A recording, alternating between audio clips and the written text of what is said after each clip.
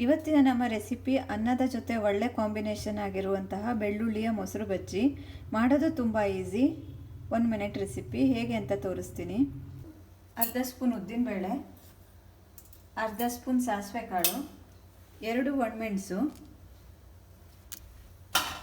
ಒಣಮೆಣಸನ್ನು ನಿಮ್ಮ ಖಾರಕ್ಕೆ ತಕ್ಕ ಥರ ಹಾಕ್ಕೊಳ್ಳಿ. ನಾನಿಲ್ಲಿ 1 ಒಣಮೆಣಸನ್ನು ಹಾಕಿದ್ದೀನಿ. ಆಮೇಲೆ ಜಜ್ಜಿಟ್ಕೊಂಡಿರೋ ಬೆಳ್ಳುಳ್ಳಿ, ಇಷ್ಟೇ ಬೇಕಾಗಿರೋದು. ಇನ್ನೊಂದು ಸ್ವಲ್ಪ ಖಾರ ಬೇಕು ಅಂದರೆ ಹಸಿಮೆಣಸನ್ನು ಆ್ಯಡ್ ಮಾಡ್ಬೋದು. ಇದು ಕಂಪ್ಲೀಟ್ಲಿ ಆಪ್ಷನಲ್ಲು, ಬೇಕು ಅಂದರೆ ಅಷ್ಟೇ ತಗೊಳ್ಳಿ, ಇಲ್ಲಾಂದರೆ ಬಿಟ್ಬಿಡಿ. ಚಟ ಚಟ ಅನ್ನೋಕ್ಕೂ ಈ ಮೊಸರಿಗೆ ಇದನ್ನ ಹಾಕಬೇಕು.